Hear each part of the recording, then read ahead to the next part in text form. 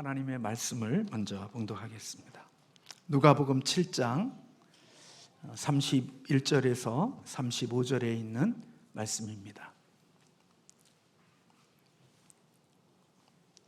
누가복음 7장 31절에서 35절에 있는 말씀입니다. 다 같이 합독하겠습니다. 또 이르시되 이 세대의 사람을 무엇으로 비유할까? 무엇을 같은가? 비유하건대 아이들이 장터에 앉아 서로 불러 이르되 우리가 너희를 향하여 피리를 불어도 너희가 춤추지 않고 우리가 곡하여도 너희가 울지 아니하였담과 같도다. 세례 요한이 와서 떡도 먹지 아니하며 포도주도 마시지 아니하며 너희 말이 귀신이 들렸다 하더니 인자는 와서 먹고 마시매 너희 말이 보라 먹기를 탐하고 포도주를 즐기는 사람이요 세리와 죄인의 친구로다 하니 지혜인 자기의 모든 자녀로 인하여 옳다함을 얻느니라. 아멘. 오늘은 같이 좋은 친구라는 제목으로 같이 함께 말씀을 나누고자 합니다. 친구라는 의미를 이제 인터넷 검색창에 이렇게 쳐보니까요, 요즘은 그런 게 잘 나와 있잖아요. 쳐보니까 그렇게 이렇게 정의되어져 있더라고요. 한번 좀 띄워주실래요? 좋은 친구라는 단어가 어떤 의미로 되어져 있는지 한번 보겠습니다. 친구란 가깝게 오래 사귄 사람이나 나이가 비슷하거나 아래인 사람을 낮추거나 친근하게 이르는 말. 친구의 심리학적 정의는 요즘은 심리학까지 그렇게 정해놨더라고요. 수용과 신뢰, 존중의 바탕 위에서 인생의 즐거움을 공유하고 도움을 교환하는 동반자라고 할 수 있다. 그렇게 친구를 그렇게 정의해 놨더라고요. 그리고 친구와 또 연결해서 또 문장을 넣으면 또 거기에 맞는 또 정답이 쭉 이어 나오고 그렇습니다. 저는 이 단어를 보면서 어떤 그런 가깝고 오래 사귄 사람이라는 그런 의미보다는 수용과 신뢰와 존중의 바탕 위에서 인생의 즐거움을 공유하고 도움을 교환하는 동반자, 이런 단어가 더 친구의 의미로 깊이 와 닿습니다. 그런 의미에서 볼 때 우리가 하나님께 예배하는 이 교회는 어떤 의미에서 보면 좋은 친구들이 가장 많이 있어야 하는 것이 교회여야 할 것 같다 하는 그런 생각을 했습니다. 교회는 산악 동호회나 그리고 자전거를 사랑하는 사람들의 모임이나 또 탁구 치는 사람들의 모임, 골프 치는 사람들의 모임이거나 그 어떤 친목 단체가 아닙니다. 다시 말하면 교회는 서로의 기호와 취향에 맞는 사람들이 모여 있는 곳이 교회가 아니라는 말입니다. 그러면 교회는 어떤 곳입니까? 교회는 하나님 나라에 들어갈 사람들이 함께 모여 있는 곳이 바로 교회인 것입니다. 그래서 교회는 나의 수준에 맞고 나의 취향에 맞고 내 기준에 맞는 사람들끼리 모여서 함께 어울려 살아가는 것이 아닙니다. 교회 안에는 내 수준과도 같지 않고 내 취향과도 같지 않고 나보다도 더 배우지 못했고 나보다도 힘없는 사람들이 함께 모여 있을 수 있는 것이 바로 교회인 것입니다. 그래서 어떤 의미에서 보면 나의 삶에 도움이 되거나 나의 삶에 기쁨이 되기보다는 오히려 나의 도움을 필요로 하는 사람들이 내 곁에 함께 머물러 있을 수 있습니다. 왜냐하면 우리의 모임은 취미와 기호와 그리고 어떠한 것에 대한 같은 마음을 가지고 모여 있는 그룹들이 아니라 천국에 가야 할 하나님 나라에 들어갈 사람들의 모임이기 때문에 내 기호와 내 취향과 내 수준과 같지 않은 사람들이 모여 있을 수 있는 것이 바로 교회인 것입니다. 그래서 때로는 내게 도움을 주고 내게 기쁨을 주기보다는 오히려 내 힘과 내 에너지와 내가 가진 자원을 쏟아내야 되는 섬김과 헌신이 있는 곳이 바로 교회라고 볼 수가 있습니다. 그래서 천국에 들어가려고 하는 사람들, 오늘 하나님 나라를 향하여 가고자 하는 사람들에게는 모두나 하나도 빠짐없이 있어야 되는 것이 바로 겸손입니다. 겸손은 자기를 낮추는 것이고, 그 겸손함의 그 낮아짐의 기준이 바로 뭐냐? 바로 섬김인 것입니다. 섬김을 위하여 낮아진 자들, 그들이 하나님 나라에 들어갈 수 있는 자들이라는 말입니다. 교회는 내 마음에 맞고 내 수준에 맞는 사람들끼리 어울려 다니며 인생의 즐거움을 찾는 곳이 아니라 서로를 섬기며 서로에게 자기를 부인하며 다른 사람들을 섬기고 그들을 일으키는 그곳이 바로 교회여야 한다는 것입니다. 그러므로 믿음이 없는 교회라면 진정한 사랑을 할 수가 없고, 사랑이 없다면 섬길 수 없고, 섬김이 없다면 그것은 그가 가진 믿음이 진짜 믿음이 아님을 증거해 주는 것입니다. 사랑하는 성도 여러분, 만약 저와 여러분이 교회를 다니면서 섬김이라는 이름의 서비스를 받아야 하는 존재로 나를 생각하고 살아가고 계십니까? 만약 그런 사람이라면 그는 늘 자기 중심 속에 자기의 우월성과 그리고 자신의 우선성을 늘 생각하고 있을 것입니다.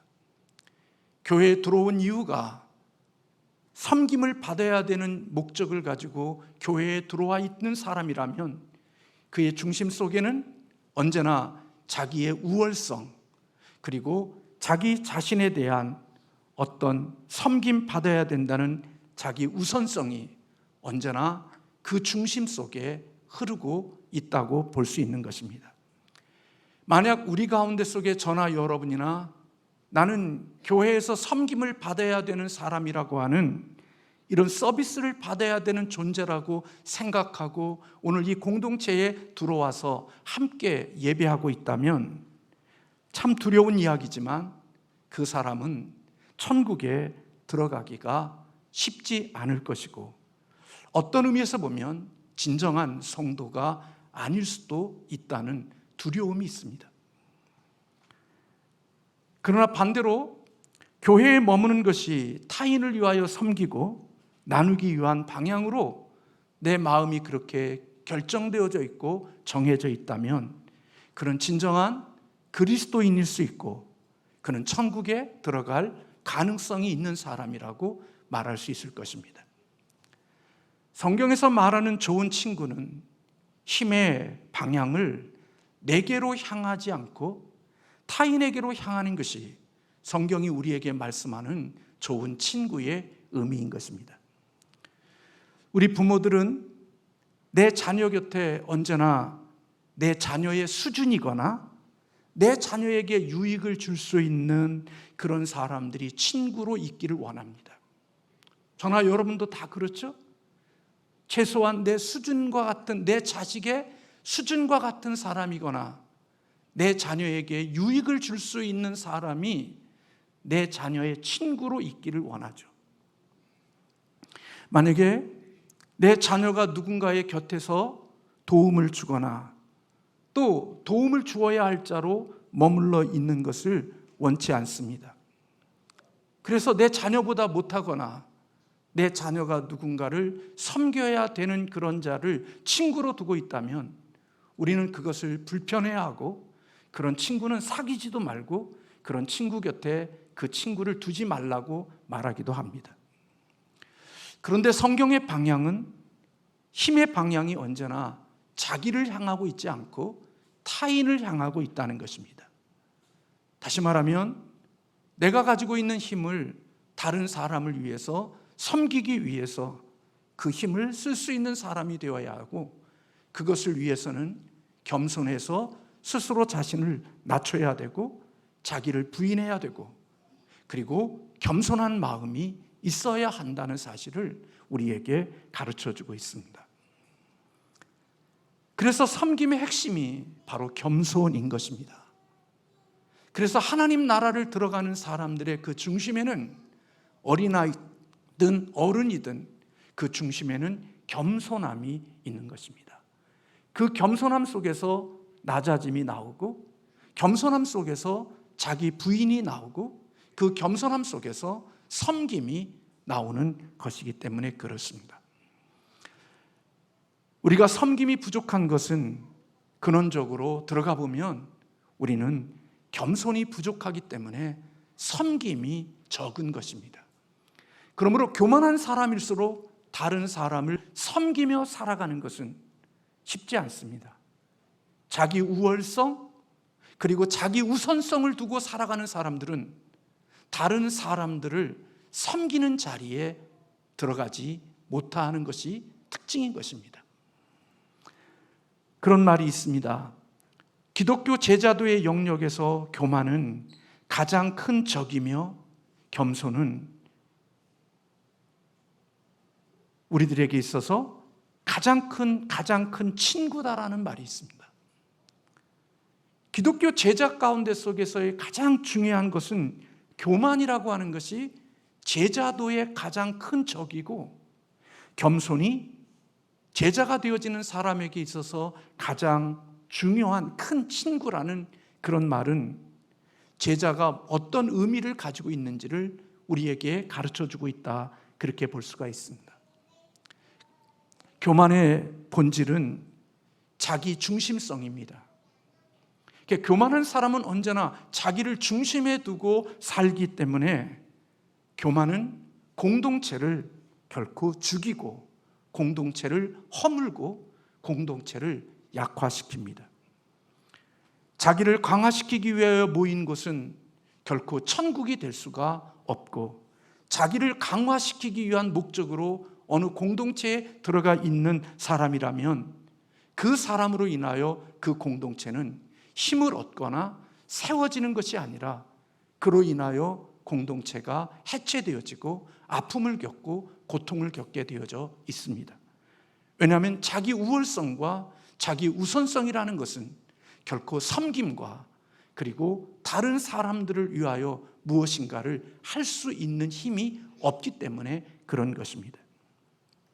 교회는 좋은 친구가 되어주는 곳, 서로 이웃이 되어주는 곳이 되어야 그것이 바로 진정한 교회가 될 수 있고, 하나님 나라를 바라보고 하나님 나라를 들어가고자 하는 사람들이 있는 곳이라면 그곳은 우리 곁에 서로 좋은 친구로 머물러 있어야 한다는 것입니다. 그래서 교회는 서로를 세우고 일으켜주고 그런 일들을 위하여 서로 섬김의 공동체, 그게 바로 교회이어야 한다는 것입니다. 그런데 여러분, 우리가 이 땅을 살면서 이런 의식과 이런 생각을 가지고 살아가는 공동체는 이 땅에 없습니다. 여러분이 어디 공동체를 가더라도 이런 공동체, 이런 목적을 가지고 세워진 공동체는 이 땅에 없다는 것입니다. 왜냐하면 이 땅의 구조는 나는 가만히 있을 테니까 네가 내 마음을 얻기 위하여 노력해줘. 그리고 나를 위하여 상대방이 노력하고 애쓰기를 위하여 기다려주는 그것이 오늘 우리가 살고 있는 이 세상의 공동체의 특징인 것입니다. 내가 너를 위해서 움직여줄게 하는 구조가 아니라 나를 위해서 네가 움직여줘. 나를 위해서 당신이 뭔가 나를 섬겨줘. 그것이 이 세상이 가지고 있는 공동체의 특징인 것입니다.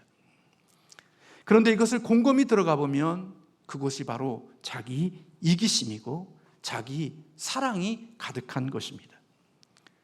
이렇게 살아가는 구조는 결국 세상의 구조이고 하나님 나라의 구조가 아니라는 것입니다. 세상을 가면 여러분들은 세상을 만나는 곳마다 모든 사람들의 중심 속에 나는 가만히 있을 테니까 당신이 나를 섬겨줘. 이런 구조를 가지고 인생을 살아갑니다. 그런데 교회는 내가 당신을 위해서 섬겨줄 테니까 너는 그 자리에 그냥 있어. 그것이 하나님 나라를 살아가는 사람들의 삶의 모습이라는 것입니다. 그렇기 때문에 하나님 나라는 이런 면에서 볼 때 좋은 친구들이 많이 있어야 하는 것이 바로 교회이라는 것입니다. 교회는 상대방의 에너지를 내게로 옮기기 위한 구조로 되어져 있는 것이 아니라 나의 에너지를 내가 만난 사람에게 나눠주기 위한 구조로 되어져 있는 것이 바로 하나님 나라의 구조이고 주님 나라의 모습이라는 것입니다. 그래서 교회는 서로 친구가 되어주는 사람들이 많아야 되는 것, 그것이 바로 좋은 교회고 건강한 교회고 하나님이 기뻐하는 교회의 모습을 가지고 있는 교회입니다. 그래서 서로 섬김이 있을 때 그곳에 하나님의 나라가 이루어지고, 서로의 섬김이 있을 때 의와 희락과 화평이 그 속에 자리 잡게 되어지는 것입니다. 좋은 친구는 자기만을 생각하고 살아가는 사람이 아닙니다. 자기만을 생각하고 살아가는 사람은 교회를 세우는 자가 아니라 교회를 허물고 교회를 망치는 자로 살아갈 수 있다는 것입니다. 오늘 우리가 살아가는 이 공동체 중에서 모두가 다 온전하지는 않지만 그럼에도 하나님 나라의 구조를 닮아 있는 공동체가 있다고 하면 그것은 바로 가정입니다. 가정은 이 세상에 있는 공동체들 중에서도 그래도 하나님 나라를 가장 많이 닮아 있는 공동체가 가족이라고 여겨집니다. 가족은 서로를 이용하지 않습니다. 가족은 서로의 것들, 나를 위하여 상대방 것을 뺏으려고 하는 그런 구조로 되어져 있지 않는 것이 가족입니다. 가족은 나를 희생시키고 나를 부인하고 나를 양보해서 내 가족의 행복과 내 가족의 기쁨과 내 가족의 유익을 위하여 살아갈 수 있는 그것이 바로 하나님 나라를 닮아 있는 가정이라고 볼 수 있는 것입니다. 그래서 여러분들이 살아가면서 다른 사람에게는 사기치지만 가족들에게는 사기치지 않잖아요. 다른 사람들에게는 거짓말해서 빼앗지만 여러분의 가족들에게는 그런 상처와 아픔을 주지 않으려고 하잖아요. 왜요? 가족은 내 자신의 유익을 위하여 상대방의 것들을 뺏으려고 하는 구조로 되어져 있지 않기 때문이에요. 그러나 여전히 우리는 병들어서 병든 모습으로, 병든 남편으로, 병든 아내로, 병든 부모로, 병든 자식으로 만나서 우리의 가정 속에 아픔이 있지만 그럼에도 불구하고 하나님의 마음으로 세워진 의도하셨던 가족은 바로 하나님 나라를 가장 많이 닮아 있는 공동체가 바로 가족이라고 볼 수 있는 것입니다. 노예 목사님과 함께 결혼식에 참석을 했습니다. 언젠가도 말씀드렸습니다마는 등산을 한다고 그래요. 아니 왜 등산을 하냐고. 얼마 전에 자기가 어디도 갔는데 이번에는 도봉산을 간다는 거예요. 그러니까 왜 도봉산을 가냐니까 내가 좀 힘을 길러야 돼서 지금 산을 등반하고 있다는 거예요. 그러니까 왜 그러냐 그랬더니 자기 아들이 부부가 제주도의 한라산을 등반하는 원정을 계획을 2박 3일의 프로그램을 만들어 놨다는 거예요. 그래서 그 한라산을 등반하려고 힘을 기르기 위해서 산을 여기저기 다니고 있다고 얘기하더라고요. 그래서 시간이 지났어요. 그리고 얼마 전에 다시 모임이 있어서 잠깐 만났어요. 제주도 잘 갔다 왔냐고. 그랬더니 가서 제주도 갔는데 등반을 못했다는 거예요. 왜 그랬니까 날씨가 안 좋아서 올라갈 수가 없었다는 거예요. 근데 그러면 저기 하니까 또 저한테 그런 얘기하는 거예요. 내일 우리 모임 이후에 또 비행기를 타러 간다는 거예요. 왜 가냐니까 이번에는 한라산을 등반을 못해서 둘째 아들이 이제는 거기에 올라갈 수 있도록 또 2박 3일의 프로그램을 만들어서 또 가야 된다는 거예요. 기분이 얼마나 더러운지.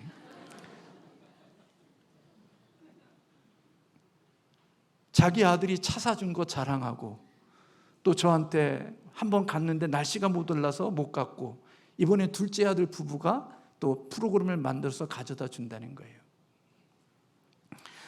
저는 그 모습을 보면서 마음에, 입으로는 더럽다고 했지만 좋았어요.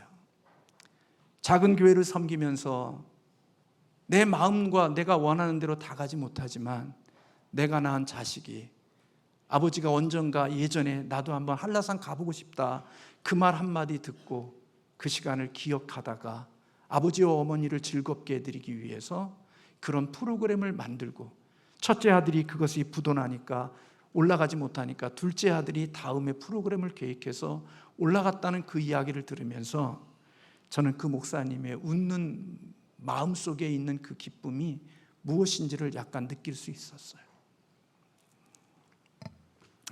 어제는 우리 하나가 생일이었어요. 그래서 같이 밥을 먹었어요. 밥을 먹으면서 제 마음에 즐거웠던, 기뻤던 이유 중에 한 가지가 있다면, 그곳에 같이 밥 먹을 때 할아버지만 데리고 가지 않고 왕 할아버지와 왕 할머니도 함께 초대해서 함께 밥 먹을 수 있는 그런 시간을 만든 며느리가 저에게는 고마운 마음이 있었어요. 별거 아닌 것 같지만요, 살아가면서 그런 것은 별거 아닌 것처럼 느껴지지만요, 저의 입장에서 볼 때는 제가 그 자리에 가는 것보다 왕 할아버지와 왕 할머니가 그 곁에 함께 있을 수 있도록 자리를 만들어준 아들과 며느리가 고마운 마음이 들었어요. 가족은 그런 겁니다. 가족이라는 것, 자기의 이익과 자기의 만족을 위하여 자기 중심성과 우월성을 두면 어떻게 하든지 간에 가족의 개념을 줄이고 자기의 이익과 만족을 위해서 살아가지만 그렇지 않은 것입니다. 오늘 저와 여러분이 오늘 예배하면서 담임 목사의 달라진 모습을 봤을 거요. 뭐가 달라졌나요? 안경이 달라졌죠. 관심 없는 사람은 뭐가 달라졌는지도 모르지만 제 안경이 달라졌습니다.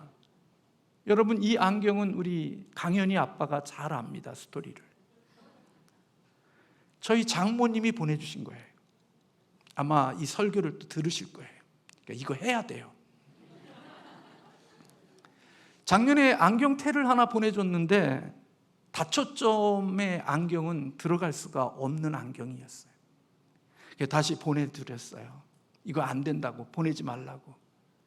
그랬더니 올해 다시 인편을 통해서 이 테를 보내줬어요. 그래서 얼마 전에 저희 집사람이랑 가서 이 테를 주고 안경을 새로 맞췄어요. 좋죠? 시기하지 마세요. 가족이 산다는 것은 어떤 의미에서, 그런 의미에서의 가족인 것 같아요. 저는 좋은 목사, 훌륭한 목사가 되지 못한다는 거 제가 알거든요. 근데 저희 장모님이 저한테 제가 전화했을 때 그런 얘기 했어요. 현 목사님에게, 현 목사, 내가 교회를 잘 섬기고 내가 구역장으로서 구역장의 역할을 잘 감당하면 하나님이 복을 주신다는 것을 내가 간증하고 싶어. 그래서 나는 하나님이 특별한 복을 주신 줄로 알았어요. 그랬더니 한다는 소리가 뭐라고 그러냐면, 내가 구역장 역할 잘했더니 하나님이 현 목사를 사위로 주셨어. 여러분, 소름 끼치죠? 저는요, 그 이야기를 들으면서 제가 어떤 목사인지 알아요. 좋은 목사도 못하고 목회를 잘하는 목사도 아닌 줄 알아요. 그런데요, 우리 장모님이 내가 구역장 열심히 하고 교회 일 열심히 했을 때 하나님이 주신 선물, 그래서 구역장을 만나면 구역장 잘 감당하라고 하고 싶은데 그 선물이 담임 목사를 사위로 맞이한 것, 그게 하나님의 축복이라는 이야기를 저에게 해주시는 거예요. 부끄럽기도 하고 더 잘해야 되겠다는 결심이 마음속에 생기더라고요. 여러분, 이 세상은 소비자 중심의 구조로 되어져 있거나 이 땅에 종의 구조로 되어져 있는 두 개의 틀이 이 세상을 흘러가요. 근데 교회도 소비자 중심의 교회의 구조로 되어져 있는 교회는 희망이 없어요. 그것은 아무리 많은 사람들이 모일 수도 없지만 모여도 그곳은 하나님의 나라가 이루어지지 않아요. 종의 구조와 종의 모양을 가지고 있는 교회가 되어야만 그곳에, 그것이 가정이든지 교회든지 하나님의 나라가 세워질 수 있는 거예요. 제가 복음과 공동체라는 책을 보니까 소비자 중심의 구조와 종의 구조를 가지고 있는 모습을 몇 가지로 그렇게 구별해 놓았더라고요. 다시 한번 보겠습니다. 이건 보여줘야 되는데, 네, 봅시다. 소비자 중심성에 가지고 있는 사람들의 모임은 어떤 것이냐? 나에게 어떤 이득이 있는가? 이게 중요한 핵심입니다. 또 하나, 나와 관계를 맺고 나의 필요를 충족해 줄 사람은 누구인가? 또 하나, 공동체의 실패와 약점에 대해서 날카로운 비판을 하는 사람들, 그들은 바로 소비자 중심형의 구조를 가진 사람들입니다. 또 하나는 무언가를 제공할 수 있는 사람들을 끌어들이는 것, 내게 뭔가를 줄 수 있는 사람들만을 끌어들이는 거예요. 여러분, 이단들 가운데 속에 60대 이상 되시는 분들은 전도 대상이 되지 못한다는 거 아시죠? 전도 대상은 새파란 사람들만 전도 대상으로 삼고 있는 이유가 무엇일까요? 그래야만 그들이 유익이 될 수 있기 때문에 내게 유익이 될 수 있는 사람들을 끌어모으는 것이 소비자 중심의 구조를 가지고 있는 자들의 특징이라는 거예요. 또 하나, 개인의 이익을 위하여 다른 사람을 사용하는 것, 그리고 자신의 이익과 자신의 필요를 채우기 위하여 자신의 왕국을 건설하는 데 정신이 팔려 있는 것, 이게 바로 소비자 중심의 구조를 가지고 있는 모습들의 특징이에요. 반대로 종의 구조를 가지고 있는 모습은 어떤 모습일까요? 어떻게 남을 섬길 수 있을까? 내가 누구와 관계를 맺고 어떤 사람들의 필요를 채워야 할까? 하나님의 은혜가 공동체 안에서 역사하기를 기대하고 남의 약점이나 실패가 발견되어지면 날카로운 메스를 대는 것이 아니라 그 속에 하나님의 은혜가 부어지기를 원하여 하나님의 은혜를 구하는 사람들, 공동체 안에 있는 다양한 은사를 인식하고 하나님 나라의 이익을 위해 다른 사람들을 도우며 겸손한 마음으로 다른 사람들의 필요를 채우기 위하여 살아가는 사람들, 이것이 바로 종의 구조를 가지고 살아가는 사람들의 모습이라는 것입니다. 그러므로 교회의 소비자 중심의 마음을 가지고 교회를 섬기고 교회를 신앙생활하는 사람들이 있는 교회는 결코 자신의 이익과 자신의 만족과 자신의 왕국은 건설되어질 수 있을런지 몰라도 하나님의 나라는 결코 세워지지 않는다는 것입니다. 예수님은 이 땅을 살아가면서 소비자 중심의 구조를 가진 우리들을 종의 마음으로 살아갈 수 있도록 우리의 마음을 변화시켜 주시는 분이 바로 예수님의 생명의 능력이라는 것입니다. 그냥 종으로 살아가는 게 아니라 자원함으로 자발적으로 종이 되어 섬길 수 있게 하시는 것, 그게 바로 하나님이, 주님이 우리에게 일으키시는 변화라고 볼 수 있는 것입니다. 예수님은 바로 이와 같은 삶을 사셨습니다. 예수님이 친구로 되어졌던 사람들, 그들은 예수님의 수준에 맞는 사람들이 예수님의 친구가 아니었습니다. 당신의 취미와 당신의 수준과 당신의 생각에 어울리는 사람들과 주님이 어울리신 것이 아니라 주님은 당신과 어울릴 수 없는 사람들의 곁에서 그들과 함께 해주셨고 그들과 머물러 주셨던 것을 볼 수가 있습니다. 당시의 종교 지도자들 바리새인과 서기관들은 늘 자기의 취미와 자기의 수준과 자기의 생각이 같은 사람들과만 어울렸습니다. 그리고 자신의 수준과 같지 않고 취향이 같지 않고 마음이 같지 않는 자들과는 교제 자체를 하지 않았습니다. 그리고 그들을 향하여 비판하고 정죄하고 그들을 지옥의 땔감 정도로 여기며 살았습니다. 그러나 예수님은 그렇게 바리새인과 서기관들이 사람으로 인정해 주지 않는 그들을 곁에서 주님이 친구가 되어주셨던 것을 볼 수가 있습니다. 예수님은 그들과 함께 하셨고 예수님은 그들 곁에 머물러 주셨던 것을 볼 수가 있습니다.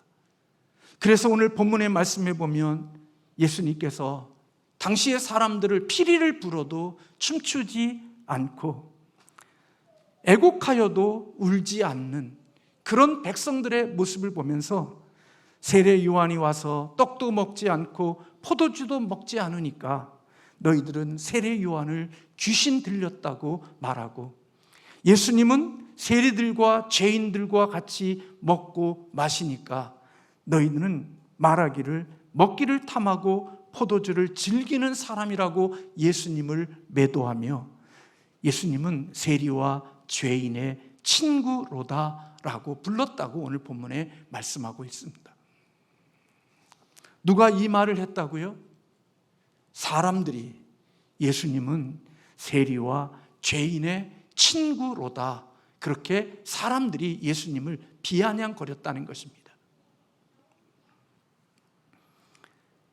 여러분, 당시 유대 사회에서는 세리와 창기 같은 사람들은 친구가 될 수 없는 사람들입니다. 그런데 예수님은 그런 사람들의 친구가 되어 주셨던 것입니다.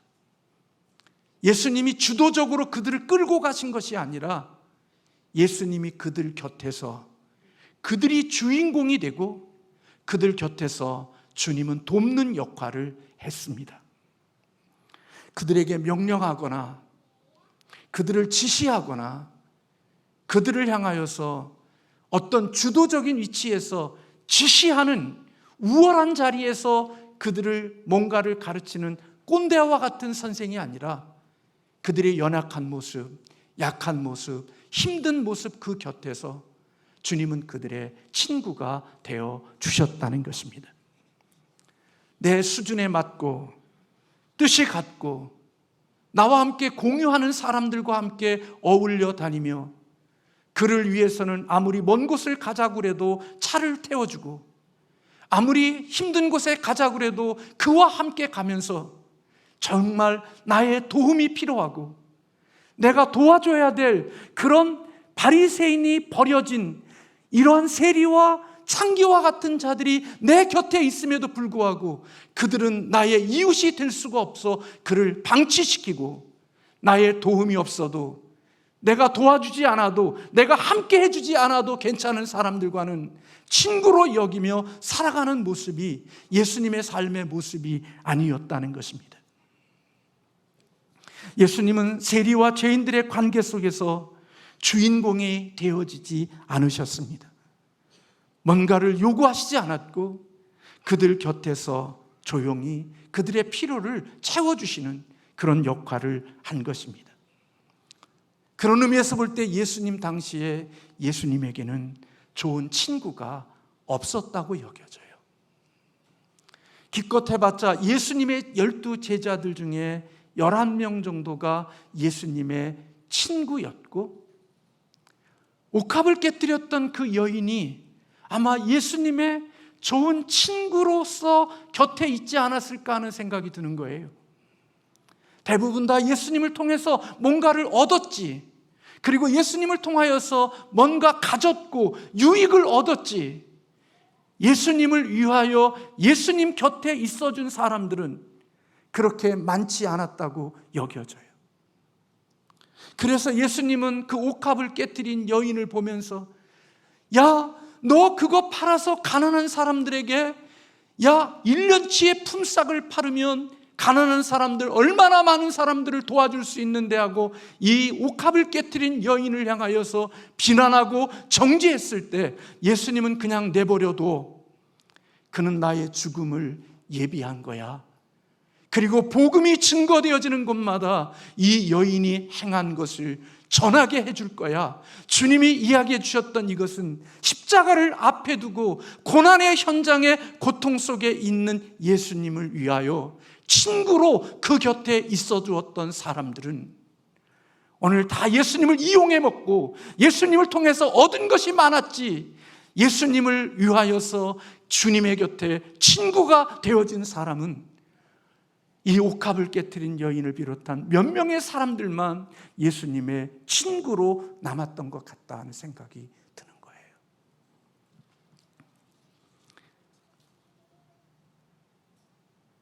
여러분, 저와 여러분들이 이 땅을 살아가면서 하나님 앞에서 교회는 이런 것들 때문에 하나님의 기쁨이 되어져야 하는 것인데 그렇지 못한 것이 담임 목사에게도 있고 우리에게 있다는 생각이 들었습니다.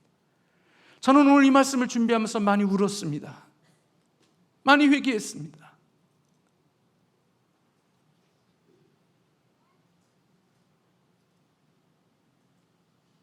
목사가 좋은 친구가 되게 해주기 위하여 이곳에 있는데 그러지 못했다는 생각이 참 많이 들었습니다. 참된 교회는 그런 사람들이 있는 곳입니다. 그래서 하나님의 나라가 이루어질 수 있는 것입니다. 서로를 이용하고 내 마음과 내 취향과 내 기호와 같기에 같이 어울려 다니면서 나를 흥겹게 하고 나를 즐겁게 하는 그것이 아니라 좋은 친구는 내 곁에 좋은 친구가 있는 것이 아니라 내가 좋은 친구가 되어주는 것, 그게 바로 교회가 해야 될 일임을 주님은 우리에게 말씀해 주신 것입니다. 그래서 요한복음 15장 13절에 그런 말씀이 있습니다. 사람이 친구를 위하여 자기 목숨을 버리면 이보다 더 큰 사랑이 없다고. 사람은 상대적이기 때문에요, 상대방이 이기적이면요 나도 이기적이집니다. 근데 상대방이 사랑이 있으면요 나도 사랑이 있어집니다. 그래서 가정에 누군가가 사랑으로 살아가게 되어지면, 정상적으로 양심이 살아있는 사람이라면 그 사랑의 모습을 보면서 나도 사랑 있는 사람으로 조금씩 변화되어져 가는 것입니다. 근데 오늘 이 시대의 아픔은요, 배려를 권리로 생각하는 사람들이 되어졌기에 이 땅이 아픈 겁니다. 배려받았는데요, 그 배려받음을 자신의 권리로 여기고 살아가는 거예요. 그래서 사회가, 사람들이 그를 정말 많이 배려해 주기 위하여 많은 희생과 사랑을 주었음에도 불구하고 그 배려받음을 마치 권리로 생각하고 더 많은 것을 요구하고 더 많은 것을 요청하기에 이 땅은 더 아프고 고통의 땅이 되어지는 것입니다. 교회도 마찬가지입니다. 하나님의 사랑을 누구보다도 많이 받은 사람이 그 사랑받음에 대한 것을 감사할 줄 모르고 그거에 대한 권리를 주장하고 더 많은 것을 요청하면서 그렇게 자기의 이기심과 자기의 우월감을 드러내니까 공동체는 그의 우월감과 그의 우선성을 두는 그것 때문에 마음을 가졌던 좋은 하나님의 계획들이 그 우선성과 우월성으로 인하여 깨지고 해체되어져서 하나님이 계시셨던 그 하나님의 교회가 구상했던 그 아름다운 원형들이 여기가 깨지고 저기가 깨지고 다 깨져버려서 하나님이 원래 계획하셨던 그 모습들이 남아있지 않는 처절하게 깨진 모습으로 남아서 우리의 삶의 고통스러운 모습으로 남게 되어지는 것입니다.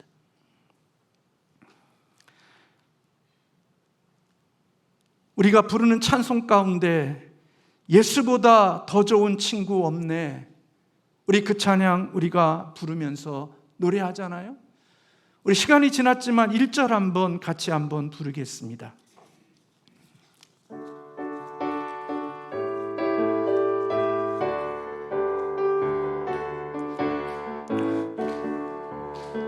보다 더 좋은 친구 없네.